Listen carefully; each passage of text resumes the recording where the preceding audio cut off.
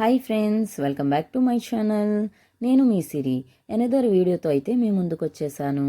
ఈరోజైతే chicken curry restaurant స్టైల్లో ఎలా ప్రిపేర్ చేసుకోవాలో చూసుకుందాం. నేనైతే ముందుగా చికెన్ అనేది కడిగి పెట్టేసుకున్నాను.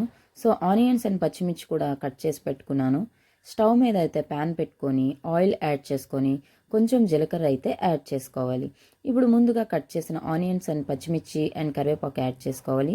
టమాటా అయితే జనరల్గా కాకుండా నేనైతే టమాటాస్ అండ్ జీడిపప్పు అనేది తీసుకొని బాయిల్ చేస్తున్నాను. ఈలోపు ఆనియన్స్ కూడా మనకు బాగా ఫ్రై చేసుకోవాలి. ఆనియన్ బాగా ఫ్రై అయిన తర్వాత కొంచెం అల్లం వెల్లుల్లి పేస్ట్ అనేది మనము యాడ్ చేసుకొని పచ్చివాసన పోయేంత వరకు అయితే మనము ఫ్రై చేసుకోవాలి. సో చూస్తున్నారు కదా, అల్లం వెల్లుల్లి పేస్ట్ అయితే పచ్చివాసన పోయిన తర్వాత మనం ముందుగా వాష్ చేసుకున్న చికెన్ అయితే యాడ్ చేసుకోవాలి. కొంచెం పసుపు అండ్ సాల్ట్ అయితే వేసుకొని బాగా మనం మిక్స్ చేసుకొని లిడ్ అనేది పెట్టుకోవాలి. టమాటా అండ్ జీడిపప్పు అయితే బాగా బాయిల్ అయిపోయింది. దాన్ని మిక్సీ పట్టుకోవాలి. ముందుగుంటా మనము పెట్టుకున్న టమాటా అండ్ జీడిపప్పు ప్యూరీని అయితే ఆ చికెన్లో మనము యాడ్ చేసుకోవాలి. యాడ్ చేసుకొని ఒకసారి అయితే బాగా మిక్స్ చేసుకోవాలి.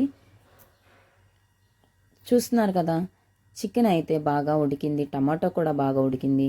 ఇప్పుడైతే ధనియా పౌడరు, మసాలా పౌడరు, కారం, తగినంత సాల్ట్ అయితే యాడ్ చేసుకొని బాగా మిక్స్ చేసుకోవాలండి. చూస్తున్నారు కదా, కర్రీ అయితే ప్రిపేర్ అయిపోయింది. వాటర్ కూడా ఏం యాడ్ చేయాల్సిన అవసరం లేదు.